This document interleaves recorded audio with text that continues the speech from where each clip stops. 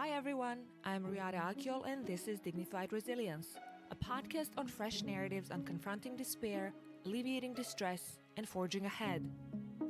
In this podcast, we hear from people around the globe at all stages of life and variety of industries, and learn how to channel dignified resilience to survive, feed the soul to heal, and connect with others through inspiring compassionate actions and behavior. At the same time, I aim to grow a global conversation that seeks to better acknowledge different sociocultural perspectives on meaningfully weathering life's adversities and achieving well-being. Here is a noble and humane invitation for surpassing our old selves by learning about and from other people's moving forces and limitations for successfully overcoming affliction and ache. Remember, we have different lives, distinct pathways, cultures, and contexts, but we can find common ground in supporting dignified resilience anywhere. So let's go then.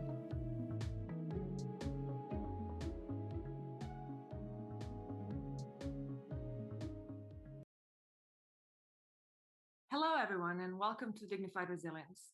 I'm very excited to host two experts today on a conversation about different topics related to Bosnia and Herzegovina, Southeast Europe, but hopefully it will provide for a helpful and educational and informative conversation that is related in terms and context beyond this geographical context as well.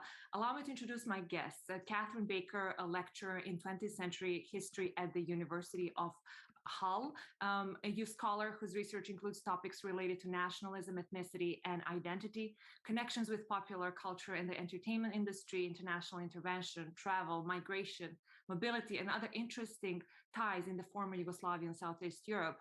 She'll bring that expertise to our conversation today, including her scholarly and theoretical work that will offer a distinct insight into how the region is configured by and through race, something that I wanted to talk about here for a long time. And she's also author of numerous academic papers and the book Race in the Yugoslav Region. And I'm equally excited to have another excellent scholar, Azra Hromadzic, with me today. Azra is a cultural anthropologist based in Syracuse University here in the United States at the Maxwell School of Citizenship and Public Affairs. And her research interests are in the anthropology of international policy in the context of state-making in post-war Bosnia and Herzegovina. Her book, Citizens of an Empty Nation, Youth and State-Making in Post-War Bosnia, is an ethnographic investigation of the internationally directed post-war international policies in this country. Azra also initiated a new project that ethnographically researches aging, care, and social services in the context of post-war and post-socialist Bosnia. And she's currently working on an exciting thing, which she calls River and Citizenship in Bihać, focused on the Una River. We'll talk about all of this, but first I want to say welcome to Dignified Resilience. How are both of you today? Well, thank you for having us. Very excited to be here and to be not only part of this conversation, but also to bring some of this Syracuse sunshine that so rarely happens to this podcast.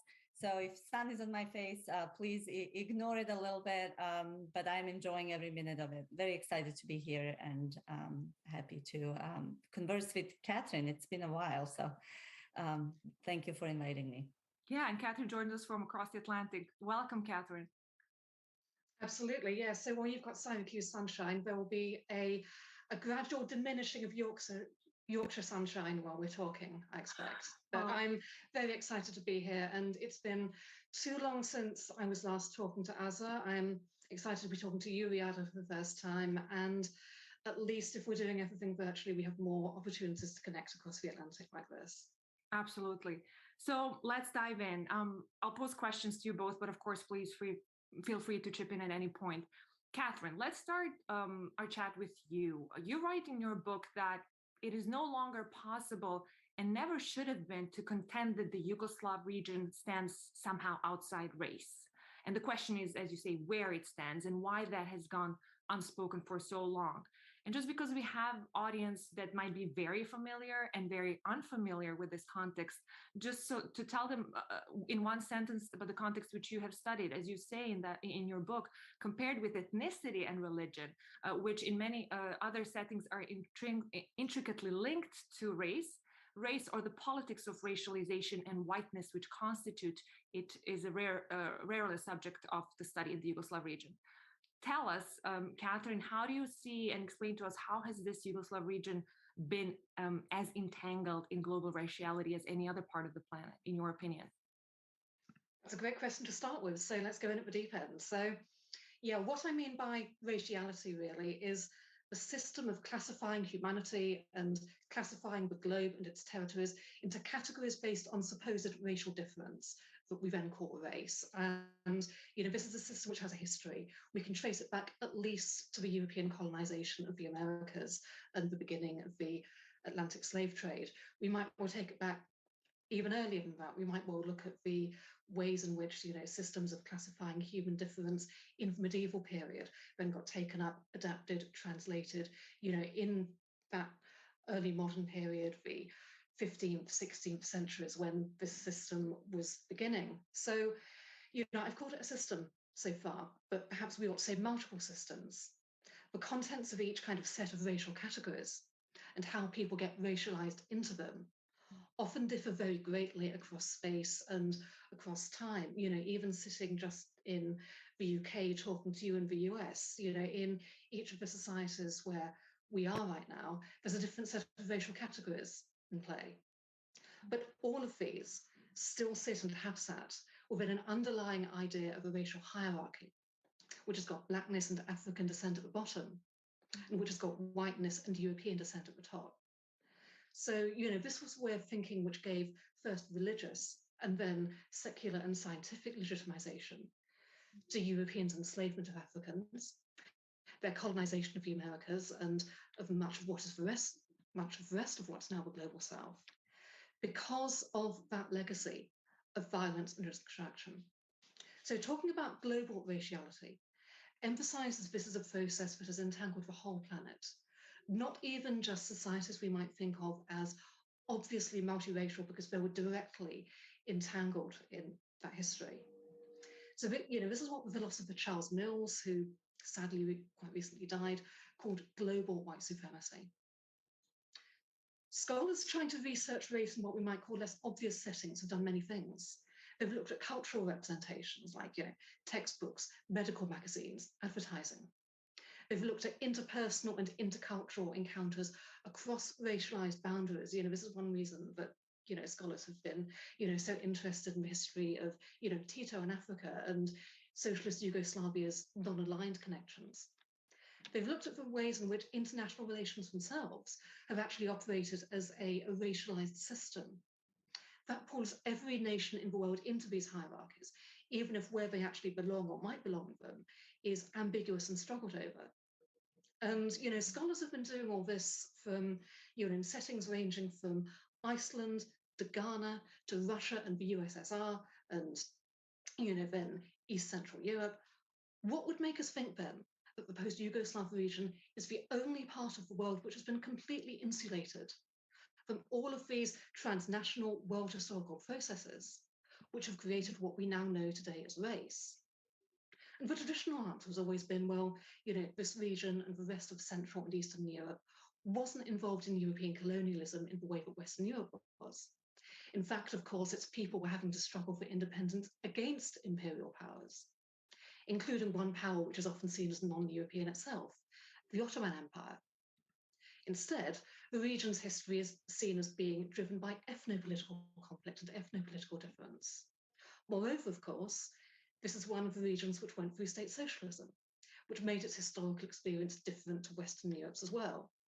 So, all of these factors have encouraged us, at least in, the setting of the Anglophone Academy where I work, to think of a kind of post-colonial West of Europe, where race is salient, and a post-socialist East of Europe, where ethnicity is salient. And one of the foundational ideas that really cut through that is what Shawad Shari and Catherine Verdery said more than 10 years ago now about post-coloniality and post-socialism in global history. And that's basically to say, well, it's not the case we've got part of the world that was affected by, the end of European empires in most of the globe and part of the world which was affected by the collapse of state socialism. These were both global processes. And, we can look at post-coloniality in the former state socialist space. We can look at what were the effects of the collapse of state socialism in, what one might have thought was the post-colonial world. And that one, I think, is the springboard, for a lot of the thinking and theorizing that, many, many people since then, including me, have been doing. And if the West had defined itself for so long against its own imagination of Orient, might Europe not have been constructed against the Balkans or Eastern Europe? And if yes, what did that result in, and how did the Balkans themselves internalize that? This is a really good question as well, and that's actually, been one that I've been dealing with, right back to when I was a graduate student. So, it was the, that foundational literature on how Europe did construct itself in opposition to the Balkans. Really where I first encountered kind of post-colonial thought of any stripe. I was part of that generation of grad students who was reading, Riada, Imagining the Balkans, Vesna Goldsworthy, Inventing Mauritania, Milita Bakic-Hayden's work. And, to be honest, I think it is, through having done that and, through seeing the construction of the idea of Europe a very different way to what I would have been exposed to just as an everyday Western European white Anglophone citizen at the turn of the millennium, that then equipped me to, pay more attention to the kinds of ways that, somebody like, Stuart Hall or Paul Gilroy, those, foundational figures in, British and Black British cultural studies, would also be talking about, the politics of representation, exoticism, difference there. So, at the same time as, I was studying the politics of popular music in post-Yugoslav Croatia, first of all, encountering all of these questions coming up through, the ethnomusicology and the ethnology of the Balkans. And, then clearly, as soon as you read someone like Hall, it opens your eyes, or it should, as to all of the kinds of unspoken processes of representation, exoticism, etc., which are going on around you if you were situated where I was. And I then had the question ever since then, okay, well, are these just kind of parallels of each other, which is in itself I don't want to discount that as a way of thinking, because it's the way in which we recognize it, processes that may actually be expressions of something deeper and even more structural than that. Are these just parallels which don't have anything to do with each other in a wider sense, or is there a context where actually they could both be expressions of something else underlying that's going on? And it was so fascinating for me to read how you elaborated different processes of racialization, and how the turn in the 2000s, as you write and elaborate, how studying ethnicity was, became process of, so how ethnicity became process rather than being fixed groupness, and that made me think in in new ways, and also how you explained post-Cold War Europe, for instance, which witnessed a new form of racism. So we know about biological racism, but then you elaborate cultural racism as well, and how those both biological and cultural racism were present in the formation of nations in ex-Yugoslavia, right? Exactly, yeah. And here, when we're talking about the foundation of national ideas, here I'm very much making sense of what I've read in the work of people like Tomislav Longinovic, Marius Tura, etc., etc., etc.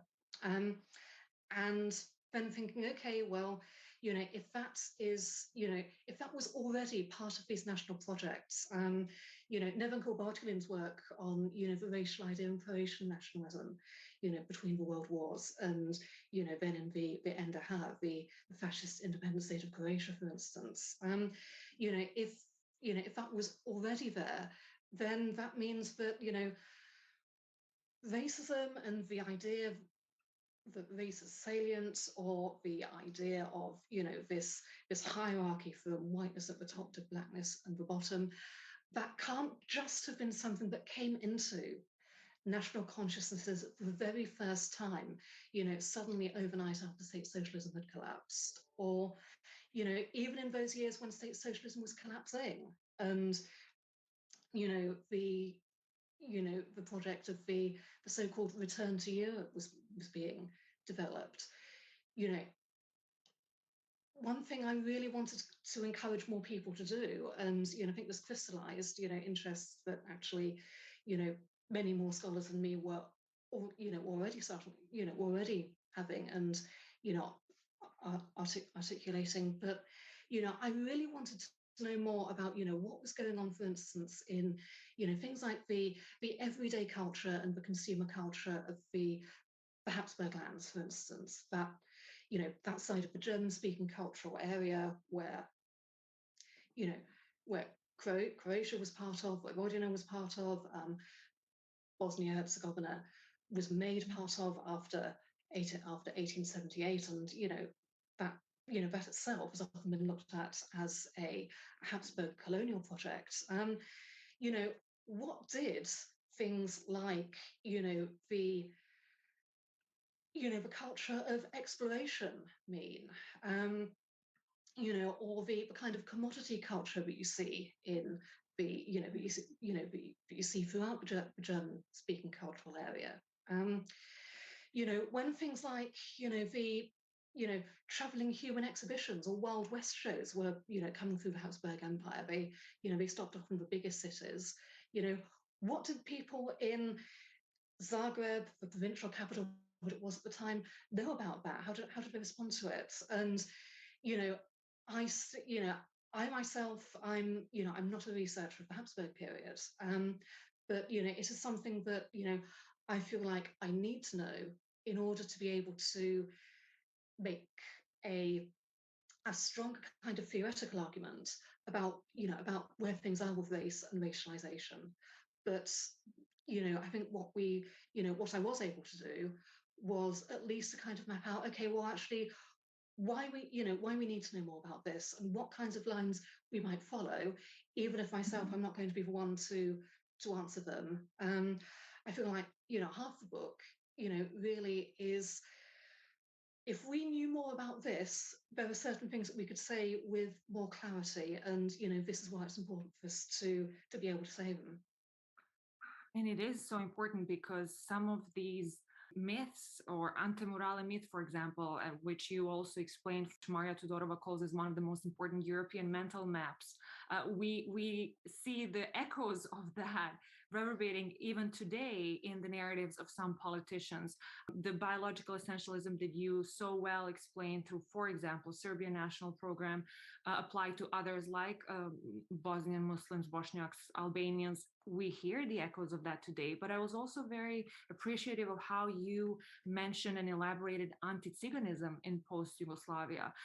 That is something that a lot of people don't consciously think about or don't question. And these are the sort of chakras that you open, horizons in new alleys that we need to think about, and why we have not consciously thought about it in terms of the otherness as well. So that leads us a little bit to present situation. Azra, let me turn to you. You've written in Disillusion with Dayton in Bosnia and Herzegovina that the problem with this ideology of good enough plurality, as you say, is that it takes ethnicity as an a priori organizing principle.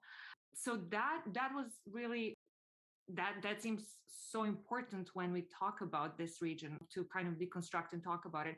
You say the system itself discourages cross-ethnic affiliation and cooperation among ordinary people. Instead, a new generation of Bosnian citizens was born and folded into this system, and most of them became habituated to it regardless of its dysfunctionality and absurdity. You recently returned from Bosnia, if I if I'm correct. Tell us your thoughts both on this idea of in or sustainability of Dayton Peace Accord as the country is going through the most serious political and security crisis since '95, and what are your thoughts regarding that? Oh, I have so many, but thank you for that, for the question and for a very complex introduction. First of all, I know no one is surprised by the moment. I mean, this kind of crisis was something that Dayton itself kind of set up to happen sooner or later. And obviously, Bosnia is not only in terms of racialization and racial systems, but in terms of geopolitics, part of larger global maneuverings and negotiations. So this obviously this happening right now in Bosnia is linked to many other waves that are happening globally. What's interesting is that it's this kind of I will say kind of intimate and personal feeling of confusion to some extent, because obviously this kind of crisis couldn't articulate itself the way it has been articulating itself without the institutionalization of Dayton Peace Agreement that separated Bosnians and Herzegovinians who were produced during the war into these kind of ethnicities, a term that became a main term to think not only present situation, but also to think history, even though the term is relatively novel in the region in a sense that we use it today. So that kind of thinking about the relationship between people and territory was produced during the recent war. Obviously, ethnicity or some kind of form of groupness and identification, oftentimes related to religious identity, was pre-existed this crisis, obviously, and the most recent war. Because if you look at the Ottoman occupation, there was also a way to collect taxes by thinking these groups as separate ethno-religious entities, and they, again, to think hierarchy, they were not equally positioned in relation to the tax system, right? But this relationship, this kind of imagined pure relationship, direct relationship between ethnicity and territory, is a relatively modern one. And this one clashes with kind of history in Bosnia, in which people did commingle and mix to some extent. Obviously, there were areas and there were certain kinds of urban-rural dynamics in terms of ethnicity that could be mapped out. But this kind of absolute clean homogenization of territory in the name of ethnicity is relatively recent. And what Dayton did, it legitimized it, it politicized it, right? And it made it kind of commonsensical. So all that kind of led to this perpetual possibility of that being, again, further politicized for political gain. And what's happening now, you see that on the ground so well. And this is, again, another modern political problem, right? This is not some kind of primordial ethnicities speaking, in their archaic language of violence and separation and balkanization, right? But it's a very modern power game, and many of the main actors, political actors who are threatening secession, such as Milorad Dodik, or kind of looking for other political gains, such as Dragan Čović and Izetbegović, they're all kind of utilizing, they're repoliticizing, again, ethnicity to meet these goals, and in the process to mask really all sorts of accusations of corruption and dissatisfaction that the population on the ground is feeling.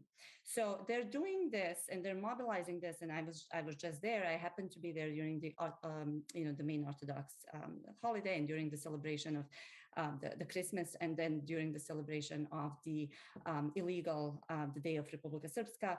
And it was amazing to see how the media, the Milorad Dodik controlled media, has been utilizing these events to create a certain kind of feeling, right?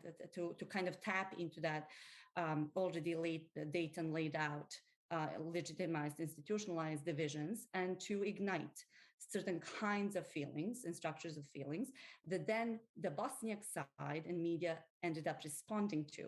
And you felt this kind of deepening mistrust that these media houses were creating, and people started to feel more and more uncertain. At the same time, while on the ground, in the ordinary, so-called ordinary spaces, they continue to exchange, help each other, commute to all these places.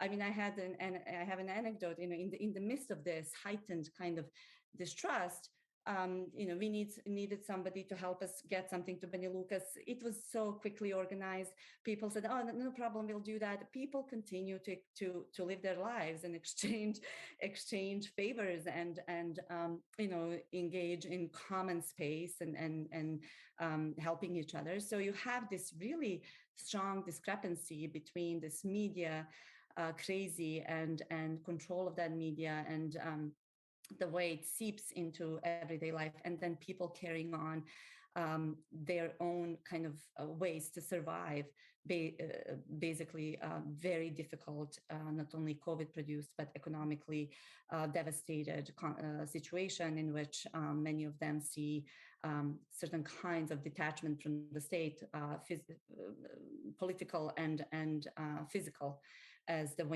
only way out. So you have it's complicated, and these two things coexist. So it's not like one is a pretend, we are pretending to help each other out, or that we are pretending not to trust each other. They're coexisting equal. I think we should take them as equally valued, and that's what complexity of life in any context, including the Balkan one, suggests that none of this is a performance, I would say, or all of it is performance to some extent, but none of it is more true than the other. And I think that's why it seems so hard to decipher what's really happening. I don't know if I really answered your question, but yeah, I mean, obviously it's complicated because situation is still ongoing, and there are a lot of, as you said, that's a really good point. The dynamic, the interactive dynamic of things feeding each other. But one thing that certainly is a result of such atmosphere is, besides that fear and mistrust, is just a huge emigration from the country that you have been working on for years now. It continues to grow due to both economical and political uncertainties. And you wrote a book, Citizens of an Empty Nation. Tell us, please, briefly, I mean, you did kind of address a little bit this, but just elaborate just a little bit more, this empty nation term that you write of. And also, I absolutely could almost relate to it because I returned to Bosnia from United States, where I spent 7 years, and I then spent 3 years in Bosnia, and then I had to leave again because I just felt that the nepotism and corruption were suffocating me. But I thought that this resonates with youth, not just in Bosnia, but also in a lot of different countries within the Middle East region as well. And when you say in your, I witnessed Bosnian youth existing in kind of hibernation or a state of detachment from official politics. Can you tell us a little bit about your observations from studying it? Sure. Well, I'm happy to do so. And when I use this notion of empty nation, I use it in a way in which it circulates in the West, especially in the US, as a nation state, right? I'm talking more, I would say, perhaps about emptying of the state itself, of its citizens. And by that, I mean real people made from bones and blood, right? Who are in that sense protesting this empty state that's suffocating them as anything but ethnically conceived citizens. So Dayton was set up in a sense that you only are politically counted or politically heard, or you have a political grammar to articulate your desires only through these ethnic matrices. Any other type of expression is discouraged, really. I mean, this is how constitutional systems of democracy work, that, each group conceived as this ethnic group is represented by its own ethnic representatives that make sure that the needs of that population are met.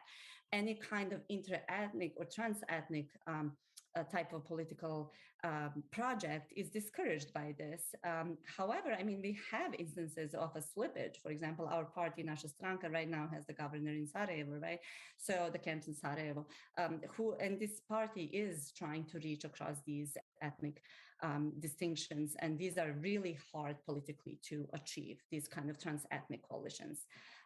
So when you have that kind of system, obviously any kind of desire or any kind of political expression on the trans or certain kind of identification above these ethnic groups is made almost impossible. It doesn't have its own grammar. It's really, and many people find that suffocating. Many people find also suffocating, the effect all this has, this kind of extreme bureaucracy that safeguards this kind of program and process of extreme ethnicization that has 13 levels of governance in some instances. Many people, that's prone to, as you talked about a second ago, extreme corruption and nepotism and all sorts of other things, and use of what in the region we call VEZA or relationships and client. And this is not only about, being a Balkan problem. This is a problem of this bureaucracy and problem of neoliberal kind of restructurings that favor also this kind of flexibility. So I don't want to blame socialism on this. It's really a modern product of, the Dayton plus neoliberal kind of capitalist-oriented way of thinking, how to maneuver economic space. So all that is creating a very dysfunctional state. And many people feel that, as one student told me when I taught there in Fulbright in 2017, she said, "Professor, I will try to stay." And the fact that people have to work really hard to try to stay in their country is extremely telling. So what many of them end up doing, because they feel disillusioned by 25 years of this perpetual kind of lack of opportunity. They feel they're almost detaching from the political present, and some of them are activists, some of them are involved, but many of them are feeling that here and now they're preparing themselves for the future elsewhere. So the most popular thing to do is to go to medical high school and study German and obtain B2 level of German expertise, and then try to get in the next bus to go to Germany. So right now there's this space of hibernation when one is accumulating necessary skills in order to be a democratic citizen elsewhere. And if you're not, what's interesting about this process for many young people is that many of them are feeling almost like they morally are failing if they're not trying to do so. Like it's becoming not a trendy thing to try to stay, but rather it's expected that you have a desire to leave. Some of them again push against this. So what's happening is that something that I talked about and envisioned abstractly, theoretically, as an empty state or an empty nation state, because the state in itself, the way it's structured, is discouraging any kind of overarching, right, citizenship, or it's actually leaving people at that sub-state level of citizenship, right? That kind of state that discourages history of coexistence, history of socialism. No one socialist coexistence. No one even studies that in the region, in Bosnia anymore. They don't understand it. They don't have grammar. They're not taught. They don't understand that history. And I have an anecdote of that also shows that kind of state that's bureaucratically massive. However, it's discouraging citizen identification at the state level, is at the same time becoming literally emptied out of people. And I heard some projections that Bosnia, that has between around 2.5 million people now. That's what I heard the latest, is going to have 1.7 million in 20 years. So this kind of massive emptying is kind of almost an ironic, I would say, perhaps from some points of view, a sad articulation and reflection of this theoretical emptiness that I was trying to capture in the book itself. So many things come to my mind. I was thinking of so many people who want to leave. Then I was also thinking about returnees who, as an act of almost resistance and genocide survivors, want to stay in Republika Srpska, and the kind of resilience, extra resilience that they have to show to be able to stay. Some of them I've read end up leaving again after having returned from Srebrenica for all sorts of economic or other reasons as well. So it's just so profoundly sad that a lot of people who didn't or haven't had to leave or didn't want to leave, or that trend of I want to try to stay, and now, as you describe, the reverse, and the way that that is being abused by politicians to just perpetuate these sort of harmful theories about what they want to achieve in their political goals. Speaking of migrations, Catherine, you write that after 9/11, the European Union migration and that security nexus, as you say, accelerated into defending Europe from terrorism, but also unregulated immigration at once. So, and that's refugee crisis that we know from 2015 and 16 was also an intensification of those existing patterns and policies, as you elaborate so well, but then also a new things, an unexpected, not the unexpected equivalent of the natural disaster to which many Europeans likened it. So my question to you is, what do you think? Are things getting worse? What are the discourses with which politicians across Europe rejected large numbers of Muslim refugees in their countries, even though we know, according to international law, it shouldn't have been that. We have seen a lot of reports from Croatian, Hungarian border, and Croatian, Bosnian border as well. How do you see that from this perspective now? And are things getting worse or not? Yeah, I think they are getting worse. And, I mean, partly they're getting worse because they've been allowed to go on for so long now. If we're talking about discourses, one of the really big discourses in play is, all of these variations on the anti-morale myth that we already talked about. That idea of, a particular part of Europe being essentially on the front line against, some sort of Islamic invasion. And, that is, it is so, it's so present in, many nationalisms throughout, not just the Balkans, not just Central Europe. It's there in, Spanish nationalism as well, with the myth of the Reconquista, for instance. So, it's got a lot of cultural touchstones, but, it is available to get, reactivated and reinterpreted and reappropriated again and again. And, Ivan Šolović and Ivo Žanić, both showed this so well when they were writing about political culture in the 1990s in Serbia and Croatia, for instance. But, it is, really still implicitly appealed to, I think, in a lot of the gendered and racialized security narratives, which get elaborated about the Balkan routes. It is, appealed to, explicitly as well as implicitly by, leaders such as Orban, for instance, in Hungary. It's something which the transnational and increasingly networked far right, has been fascinated by for years and years and years. And, I mean, we see this in the, the historical mythology that, both the Oslo Utøya attacks and the Christchurch attack were informed by. But, there is a discursive continuum, I think, between, historical narratives which gets, reactivated in mainstream politics, and, historical narratives that get that get picked up on, that more extreme side of things. But, as well as discourses, obviously, we're talking about, material structures and practices. And, the fact that things have been allowed to go on for so long like this now, it means there's been a multi-year institutionalization of pushbacks by border police.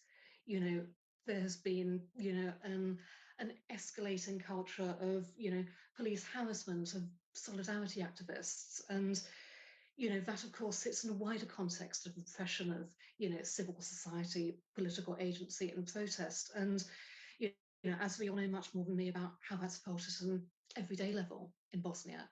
But it's not just Bosnia where it's getting worse, and it's not just the Balkans where it's getting worse. We've got a government in the UK right now which wants its own maritime pushback policy in the Channel, which Australia has had since 2013. When boats carrying migrants get into trouble in the Channel, He wants to turn them back and let the French authorities deal with them, rather than actually, getting up and rescuing them, which under the international law of the sea you're meant to do. When migrants have landed, they put hundreds of them in disused military barracks in Kent. And, of course, it being 2020, 2021, many of them caught COVID. Now what it wants to do is detain every single, or rather, all male migrants who cross the channel.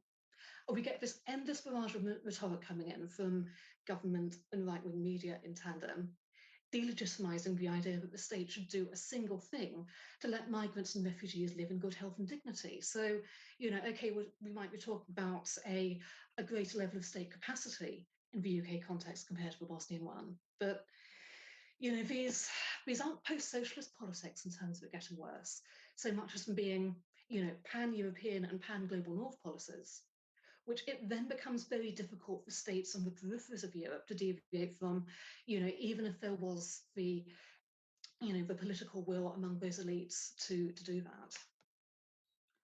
And I'm so excited to hear from Azra. She studied the reception of migrants in Bihać, but I just want to thank you, Catherine, for mentioning that far-right narratives and the way that they're appropriating these theses and the echoes of grand replacement theory, which reverberates so loudly today and openly. Demographic summit from Budapest in September last year, where I thought it was, where Milorad Dodik said, we have to think about demographic values of Europe, not just economic. And in the couple of decades, will Europe, if we continue like this, Europeans will not live here, or will Europeans live here?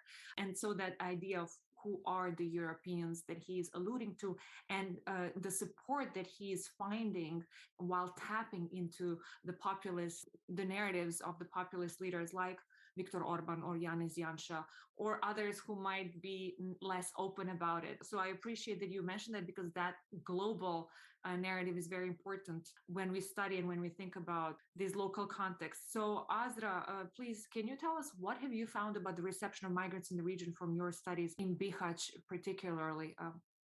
Sure. I'm not unlike Catherine, who definitely studied migration and mobility for a while. I never claimed that kind of expertise, and I would say that migration kind of happened to me the way that fieldwork usually happens to an ethnographer. I was in Bihać when Bihać became one of the most visible places where on the Balkan migrant route, due to its geography and its proximity to the Croatian that is EU border. And honestly, that was in so many ways overwhelming to witness that. And at the time when I just talked about that a second ago, that we were witnessing this massive protest, which is people leaving the country, which is the biggest protest that happened in Bosnia in the last decade, actually youth picking up and leaving, and as one person said, and nobody's crying.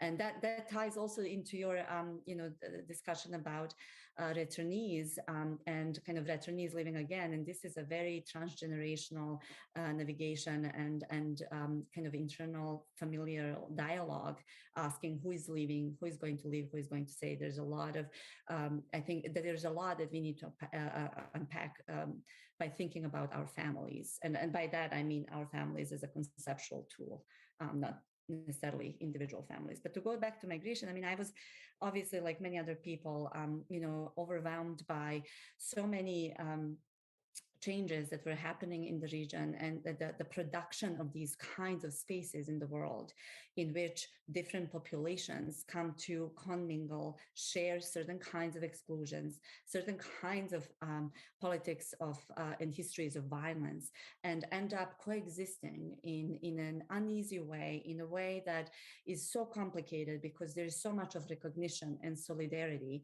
and certain kind of identification due to one's own displacement, not only in place, but in kind of history, in identity. So you don't necessarily have to leave to be displaced. That's how many people are feeling. We left for Germany. We came back during after the Bosnian War. Now migrants are coming with their own personal histories. We're not really interested in their personal histories, but we're interested in their collective sufferings. I haven't heard much interest in individual stories and histories of the migrants. Rather, they actually were articulated and seen by the local population as this sea of humanity, sea of suffering humanity. And we know something, local people would say, we know something about suffering.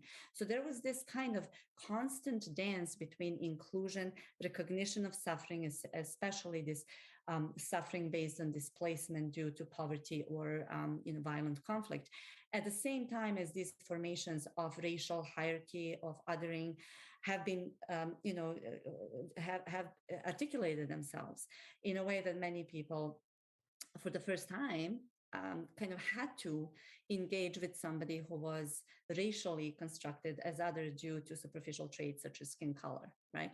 And that then actually mapped itself onto this local semi-invisible history of anti-Roma sentiments, when many Roma and the people on the move coming from the Middle East and Northern Africa looked like Roma. So there were all these articulation of also a kind of racial navigation, and then religious affiliation, kind of recognition of sameness, as well as extreme difference too, right? There was introduction of certain kind of also socialist non-aligned discussion in all this. So it was a very complex space, but it was also, to me, what was really interesting and what many people were not recognizing. So what the media was covering the most was how migrants were mistreated by the local population. There was very little of actually this other side that I was trying to show in my, not to negate racist existence of racism on the ground, but also to complicate the context in which people really coexisted in public spaces. Bihać was one of a few places where you really could see, unlike Croatia or some other places in Europe, you could see migrants really on the streets and in public spaces. And so this kind of proximity created all sorts of, as I said, solidarities, but also my recognition of the lack of framework of, again, grammar, of academic capability at this point to think about these histories together. I was not sure if thinking post-coloniality was enough, if that language was fittable. I'm making up English language words now. If it could fit this situation, I felt that there were people on the ground were articulating certain kind of geopolitics that I didn't know theoretically we had language for. And so they would talk about us becoming Gaza together, migrants and us together are becoming European Gaza. And, it was curious to think, what does European Gaza stand for, right? So this kind of being under siege in a sense, and people would say all of us are in it together, realizing that not all of us are equally suffering because we don't have the same passports, we don't have the same kind of situation right now on the ground. So there were so many articulations of identification, of suffering, of camaraderie, as well as exclusion and racism and violence that coexisted in this space. And this is not the only space. We can look at Mexican-US border and find many places like that. But I think we don't have an apparatus, we don't have academic language to really capture these complexities yet. I think we are still stuck in some kind of, postmodern language that, looks at I would say, interesting zones of gray and messiness, but I don't know if it really can help us think about, help our thinking yet, at least, how to make sense of these new formations on the ground and new articulations of sameness and exclusion, without how to look at this entanglement, without, again, creating language of ethnicity, religion, border. I feel that we are reinserting certain kinds of categories onto new formations we don't have language for. And I'm so grateful for the time that you two take to come here and share this expertise. And I hope that the listeners and viewers will think about it and that it will encourage them to read more about it, because these are such complex things, and we live them. Actually, a lot of people live them without being conscious of it. And I specifically want to also refer to something that, thanks to your scholarship, I started more consciously thinking about, Azra, and that is that the idea of challenging the representation of ethnically divided cities. And I would like that if you could briefly, because it's fascinating, tell us your work about Mostar Gymnasium. But I appreciated the way that you made me want to learn more about, you mentioned Beirut, Jerusalem, and all sorts of these cities, and how we are maybe sometimes falling into traps. And we need scholarship, that research that provides different kind of insight into these sort of cities. Could you tell us a little bit about your work on Mostar Gymnasium High School? Sure, absolutely. And I'll say that, I'm so glad that you found that useful to think with, this kind of critique of the ways in which we establish, again, sameness or comparison, right? Something that social science really likes is the notion of comparing things. And what constitutes comparison usually is some kind of idea about place, or the way that place gets to be known and then kind of cemented in the knowledge production.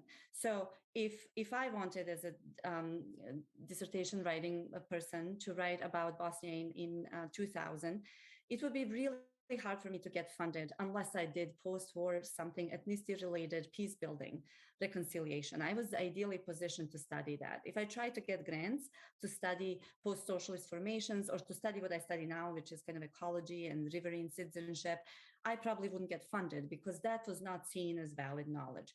So valid knowledge about certain places keeps these places in space of, I will call it now, maybe potentially, possibly intellectual suffocation, when we end up only reproducing certain kinds of categories to capture life in certain kinds of places.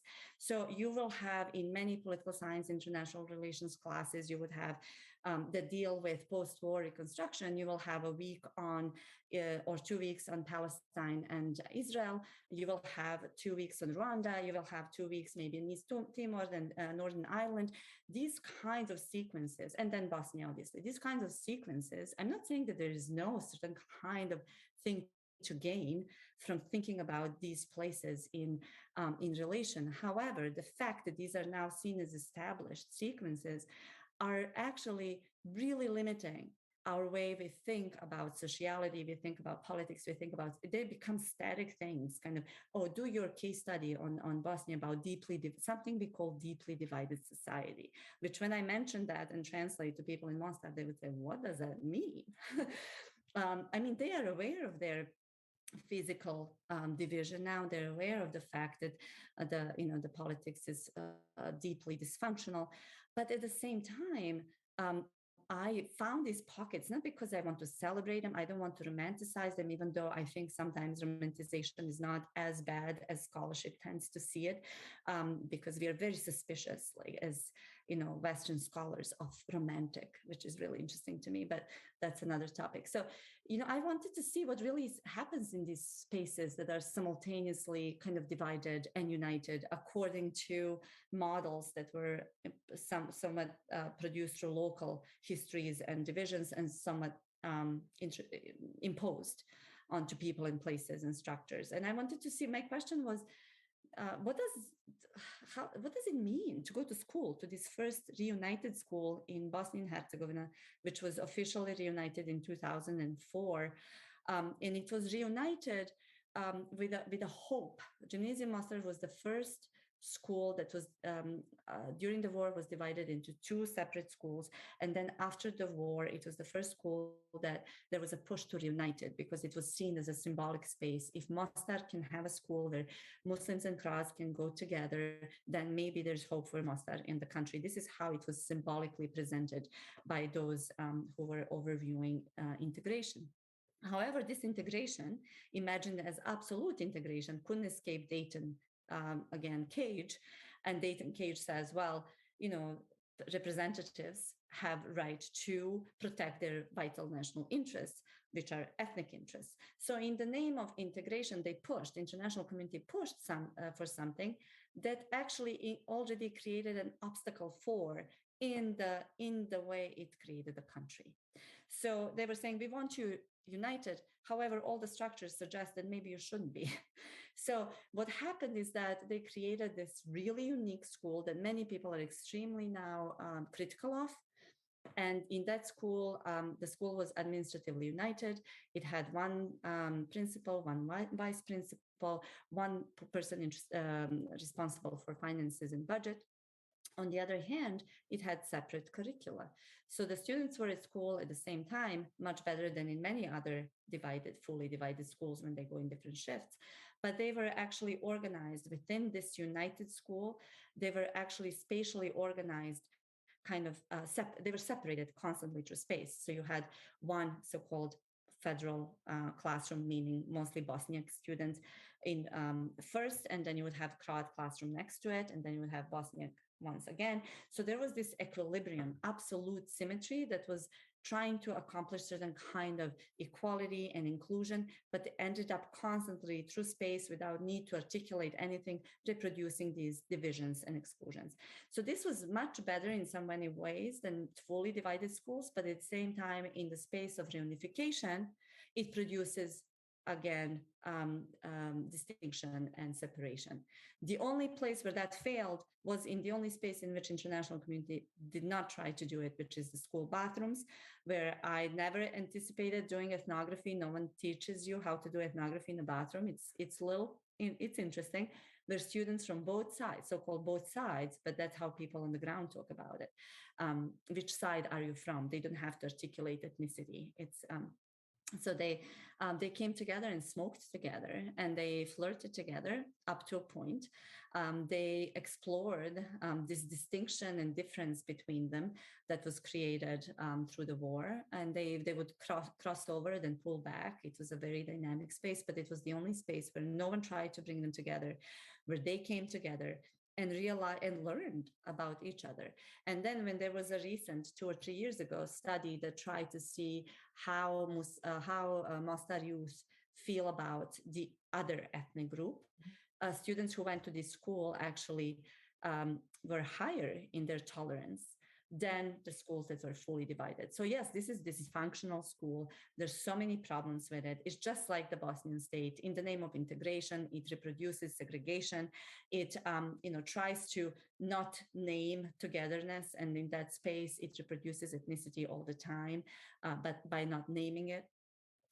However, at the same time, this exposure and being together, it still shifted something. And something about subjectivity did shift. And there were moments of interaction that produced something that elsewhere they wouldn't do. Was it ideal? Not. That's why I, borrowing from Fiske, called this weak power, where they created these subjectivities that were not enough to change the structure itself, but it changed their own sensibility. And it, in a sense, that's why it's so easy to critique it, this kind of monster of a unification. At the same time, it had some effects on youth that ended up going to the school and that were constantly kind of pulled between these spaces of integration and segregation. So I don't know if I really explained that. Yeah. Of course, I mean, that different sciences, we know from sociology, and that context is so important in potentially helping with prejudice, with biases that we have, and how important it is to facilitate just getting to know or being in contact with somebody. So I'm not surprised, but I'm not surprised by the potential success of it, but of course I am not surprised also by how limited is in a limited way we tap into it, of course, because of all the other limitations of that you addressed, sadly. Because everything beyond the school is fully segregated, so it's not like when you leave the school then you can coexist in other spaces. I mean, this was the only place in the city, almost. There were 2 or 3 other, but so that it's limited, but it's something. And I don't want somebody who is just easily, because the powers that insisted on this kind of unification have been heavily critiqued by pretty much everyone. But I agree with many of these critiques. At the same time, I think we should recognize that something was produced. It was not ideal, but definitely for those interested in these kinds of transethnic identifications, recognitions, abilities to understand common shared history and predicament, something shifted in these students, and I think that should be recognized. And I'm so curious now whether how does it change even in different contexts? For example, if we have Srebrenica, which is not the same example, but there we have, if I'm not wrong, and correct me if I'm wrong, we have also Bosnian kids who go to school, but they cannot even learn their language. They are, I'm not going to say forced, but even that interaction is happening in a very unhealthy setting. So I wonder whether, for example, a setting like Mostar, because of whether the dynamic is different there and how different is it for potentially in Mostar or Banja Luka or Jajce or Prijedor, and that research would be so important if there are enough scholars like yourself who are willing to go across the usual narratives. So that research is very exciting for me, but also I'm very curious about what's happening in different contexts like Beirut or Jerusalem.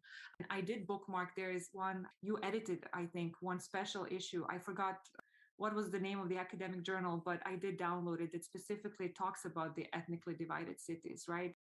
It's mostly Mostar, a place in society. I think that's the one. And Okay. I think that's the one you're referring to. And I didn't edit it, but I was kind of there were two of us who were kind of commentators for the whole issue. And it was specifically engaged with Mostar. But I think, again, I think some things can be learned from comparison. It shouldn't be an easy one. I just critiqued these kinds of, easy comparisons. But I did spend 2 months in Northern Ireland in their second so-called integrated or shared school.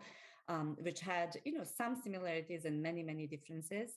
And then in Bosnia, I went to Bosanski Petrovac, which is in part of Canton 10, and where actually international community was not present, and where Serb children returned to Petrovac and then went to school together in the same classrooms with Bosnian kids who were the dominant, group. Again, I'm reinserting these categories so heavily critique, but we don't have language almost, and that was very telling and in so many ways different. And the again commonalities in terms of how they were taught prior to that moment when they returned and who knew what history. So the Serb returnees knew a lot about Serbian uprisings. Bosnian kids had no idea about them, but they knew a lot about Ottomans. No one knew anything about socialism.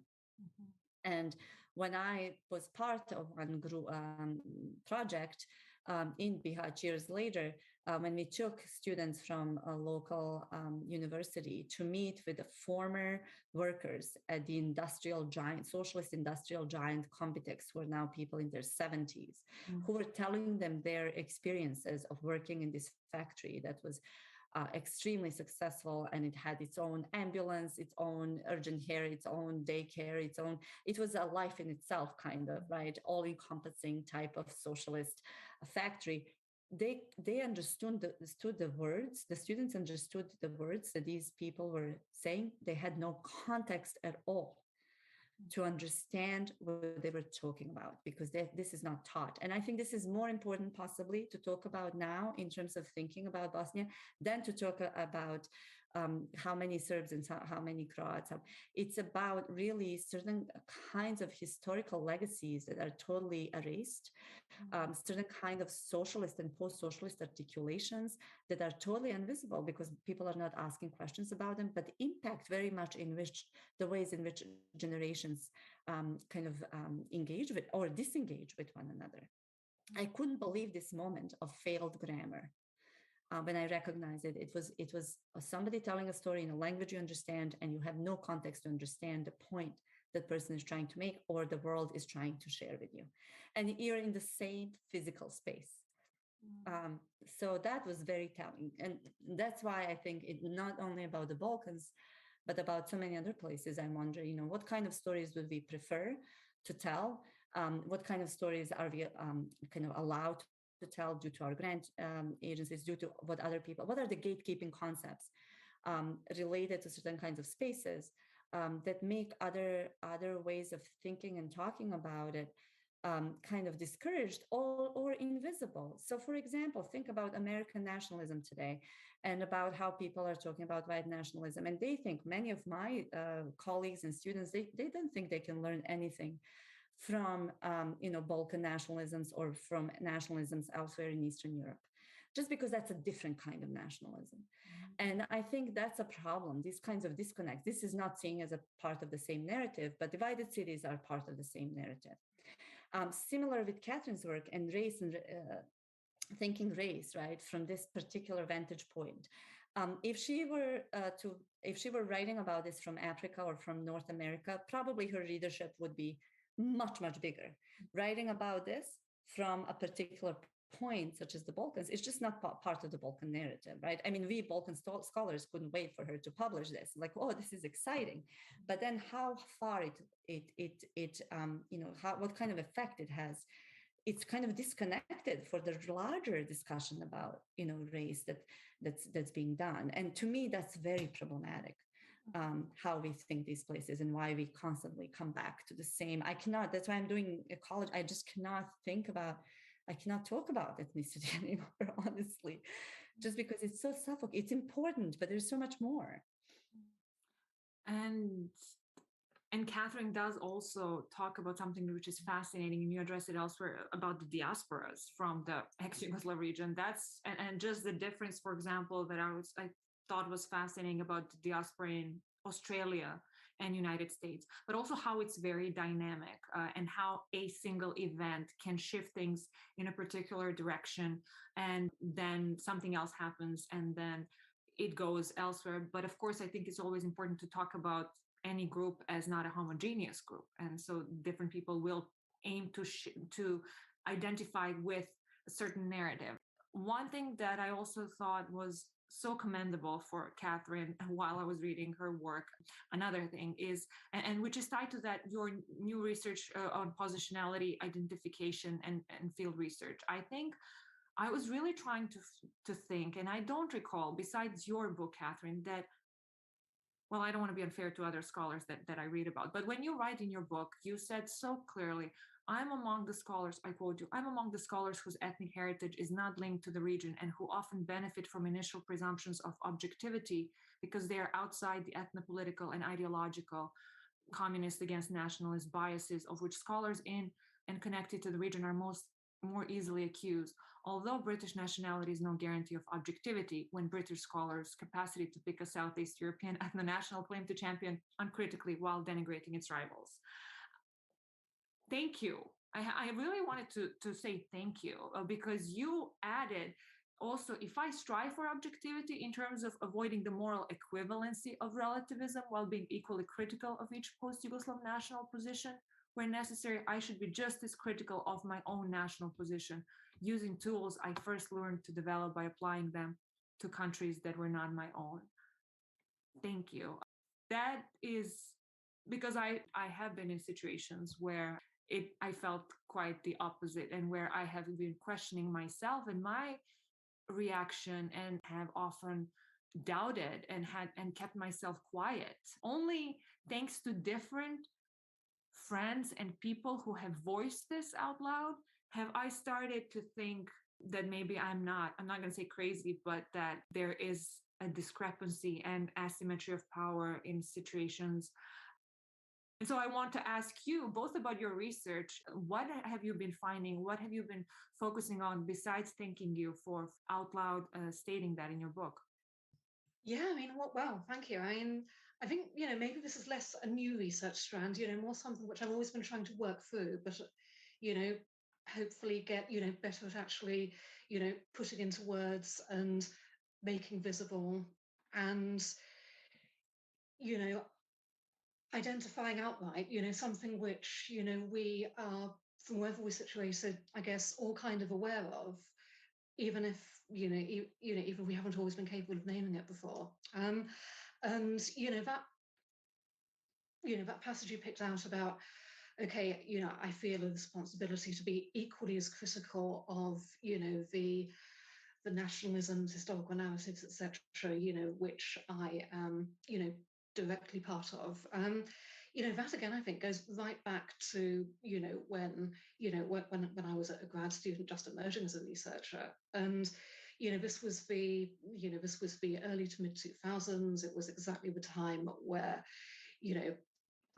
post Yugoslav nations, and especially Serbia and Croatia then, were, under so much pressure from the, the international community, including my country at the time, to, be as, more radically transparent about the past, than they'd ever expected to be before, to the point that, both the UK and the Netherlands, pressed this agenda on Croatia in the name of, EU conditionality, for instance. And okay, well, if we, regardless of the rights and wrongs of, that particular debate, if we are going to expect that kind of transparency from any other country, exactly the same thing needs to be happening here. And, it was certainly not at that point.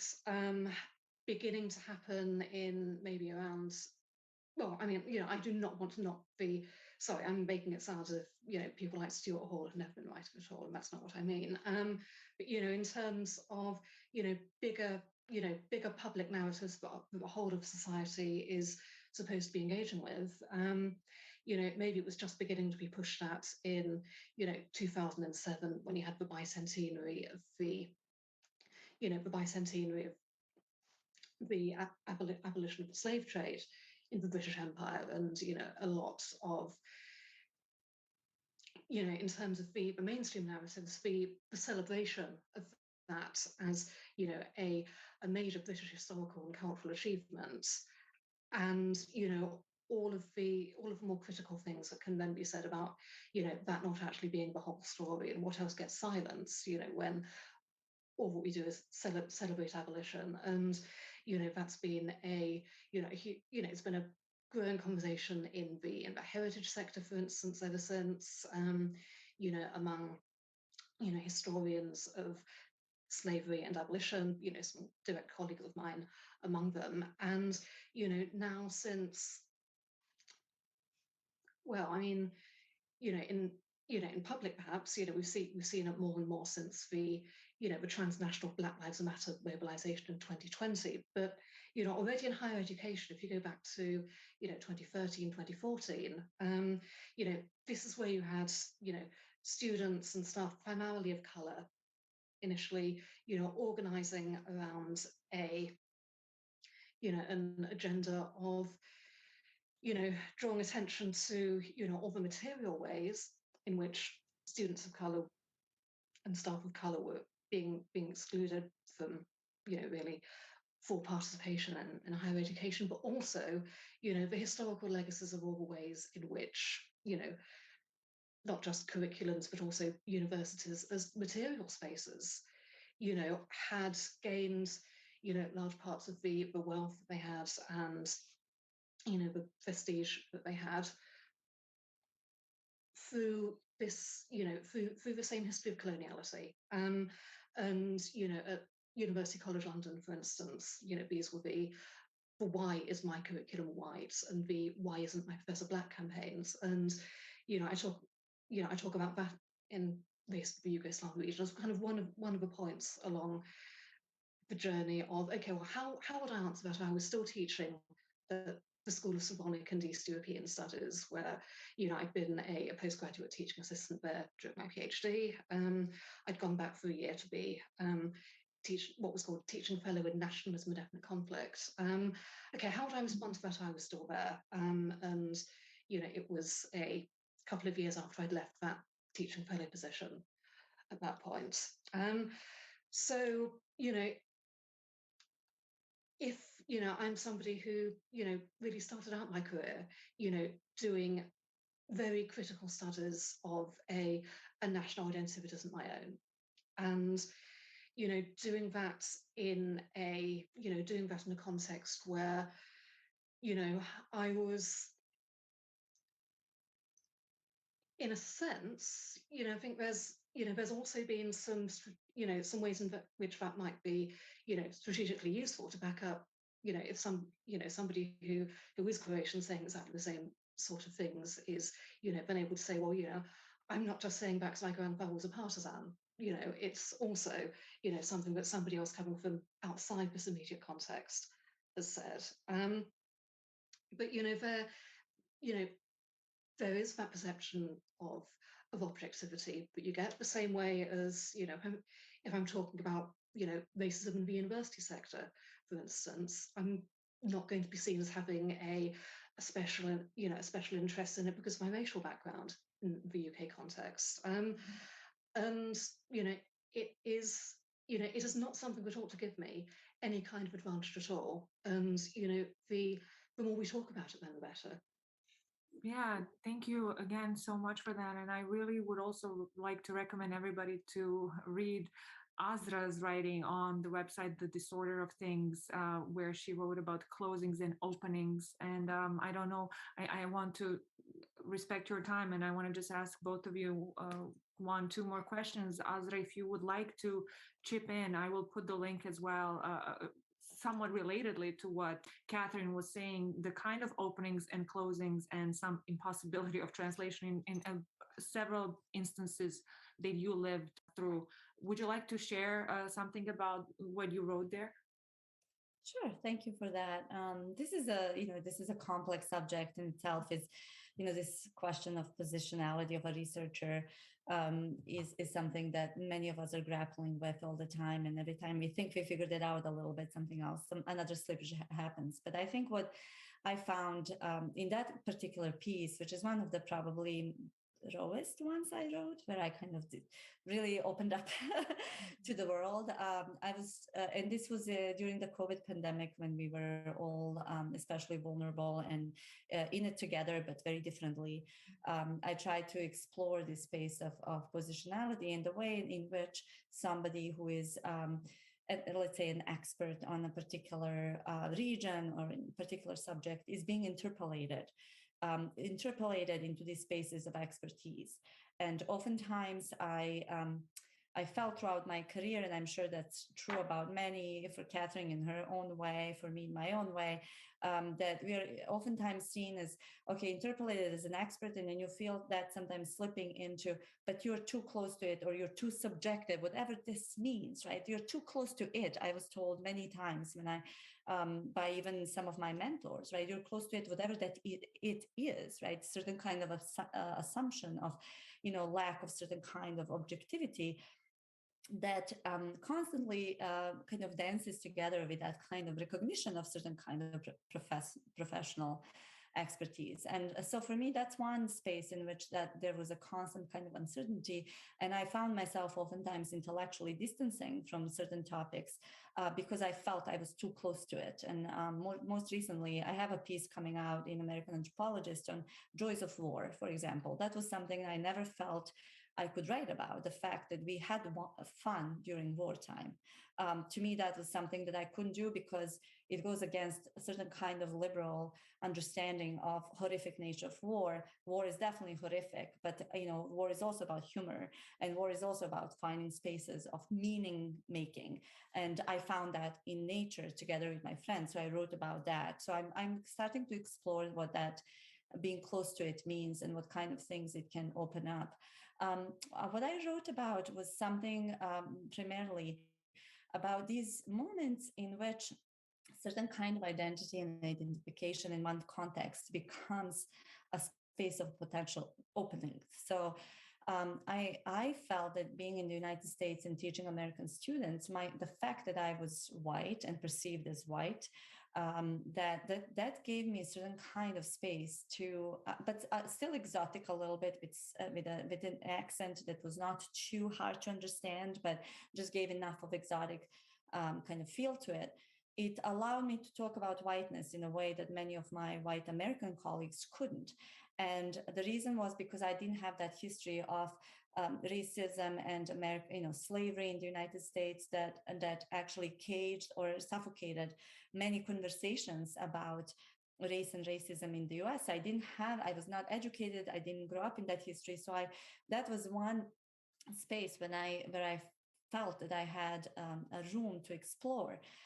And that is because of also the experience of being in Bosnia during the war, living under siege, being threatened, my life, being threatened, and feeling in some ways inadequate. Speaking of in terms of, you can even think about ethnicity or race. I mean, I think going from Bosnia to Germany or the Netherlands felt a little bit like as a racial as a racial space as well, not only ethnic space. And I mean, I don't have time to explore that here, but so that feeling of not being adequate, feeling being part of some bottom of Balkan hierarchy, right? And then learning what it feels like, not only intellectually, but also bodily, helps me now talk to my students in the US about what it's like to feel that you shouldn't speak loudly because somebody might hear the way you speak or mispronounce certain words, and you might be somehow treated differently because of that, differently in a negative sense. So my students who are not white oftentimes respond to that and say, maybe she gets it.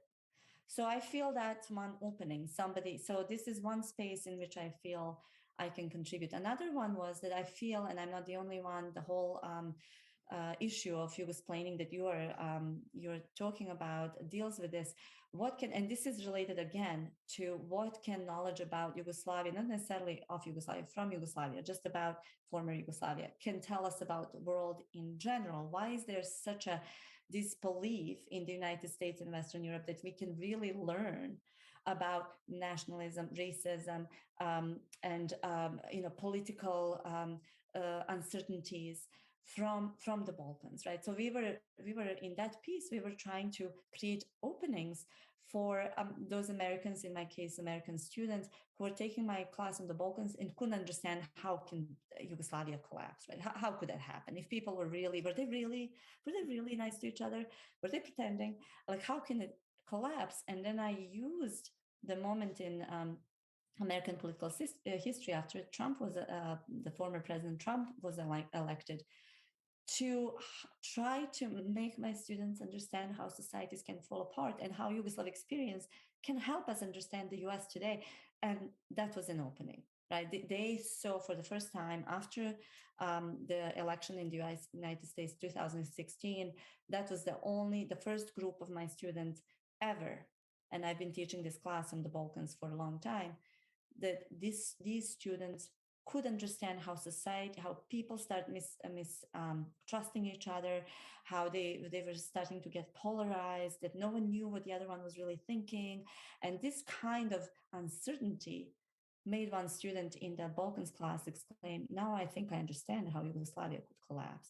So that was another opening, raw, uncertain, but an opening.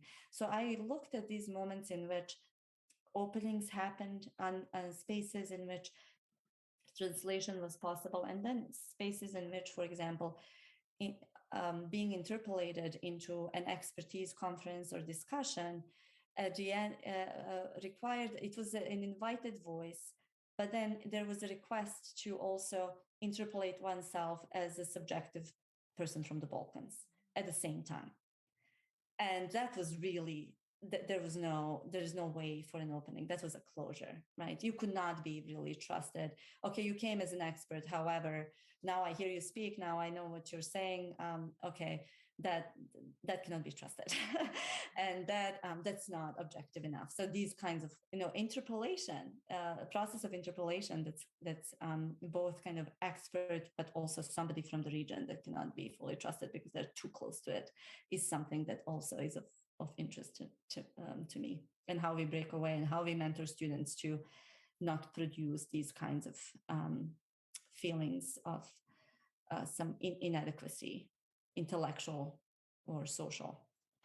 It's beautifully written, as you say. So, and for all those who want to learn, it's an amazing. I want to focus on the opening and the beautiful sentence where you say this statement does not suggest a shared sameness or victimhood. Rather, it recognizes a kernel of shared experience with a radical potential and opening. And that stuck with me. And then I think about a lot of different things and interactions with that sort of approach. But it takes time maybe, or for the person you are talking to understand the possibility of that opening as well. And it's sensitive and delicate. And so I thank you for putting that out there. And last question, even though I could ask you so much more, but I know that both of you are very busy academics and scholars. I do want another thing which I fell in love with, Azra, from your scholarship, is this idea of liquid love and the notion that is so beautiful. And can you tell us a little bit about riverine citizenship in the region and how you write how the love for the river moves politics in Bihać?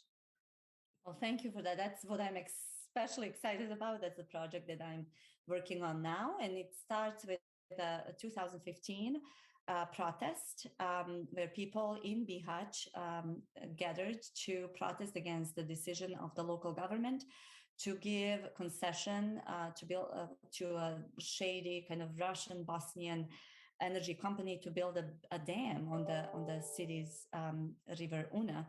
And the Una River is, it's very much part of local ontology. Like people understand themselves in relation through and with this river. And when protests took place, I was there. I went because I felt I had to, and there were protests that happened mostly digitally, but there were some of us in person because people were afraid to protest. And this was the first time that the local government changed its decision on any issue since the end of the war. And so they took away the concession they'd given to this company. And I realized that partially, in order to understand why this was successful, we had to understand politicization of this particular relationship with the river that people in the city have. And I call the people, Bihać is officially kind of a city in love with the river. And I wanted to understand, what does it mean for the city to be in love with the river, and to take that not only metaphorically, but also literally. How are you in love with the river? What kinds of histories? So right now I finished a chapter on a very unique socialist environmental organization that had membership in 97 countries in the world, called the Una River Emeralds, that restlessly lobbied around the world on the protection of this river during socialism. And we imagine socialism is destructive of nature. So I look at these kinds of two ways in which this is done in the region was through embracing modernist kind of scientific knowledges about this unique nature of this river, its structure, which is very unique. It's clean, it's clear, it has a unique color, it has unique sound, it has unique smell for local people. So all this kind of biology, chemistry, physics that's documented in knowledge that counts as objective. And then all sorts of pagan, mystical, kind of literary, poetic ways in which also this organization and people who live at the river relate to the river.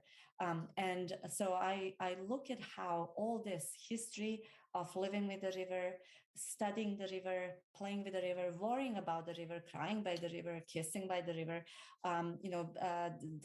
destroying parts of the river, reclaiming that, how all that enabled for a certain kind of political repository to happen that culminated in this riverine citizenship.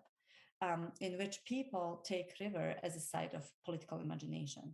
So that's what I'm working on now. There's just a little bit of it. And I think this is also unique, this form of riverine citizenship, because of the way in which people lived with the river and each other through the river during the war itself.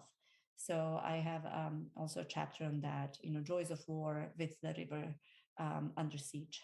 I'm going to follow that scholarship with such huge enthusiasm and excitement. And I know Catherine has worked on so much and amazing research on Eurosong as well. We don't have time now to talk about that, but I will. And this conversation has been so intellectually stimulating, and I feel again indebted and grateful to you again. I have to repeat this because you have said time, and one of the aims of this podcast for me is to bring these conversations out to the public with scholars from all around the world so that we stimulate in different kind of conversations. And so this is just like a tease, I hope, so that all of the audience, listeners and viewers, can both explore your work more or come back here if we talk again once your new research come out. Thank you so much for everything that you shared.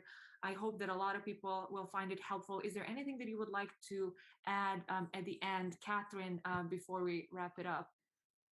Well, I've been thinking all the time I've been speaking today about I was at Daniela Majstorowic's book launch virtually yesterday, and it's an amazing book, and anyone who's been interested in what we've been talking about, ought to read it. But she was talking during the launch about how important it is to, that each of us is speaking from a really kind of specific politics of location, and that then informs all the conversations we can have with each other, and that is where we have to start from in creating these openings, Azra, like you were talking about. So thank you so much for writing that in the first place, and for bringing it back into the dialogue with us today. Thank you, Azra. We're closer than Catherine is across the ocean. Thank you so much for the time. Is there anything you'd like to share with our audience? I mean, I love the fact that Catherine said, Daniela Majstorovic, let's finish on inviting people to read Daniela's book, and also I was kind of semi-jokingly thinking that, Catherine, ti si naša. This is what people in Mostar told me, you're ours, right?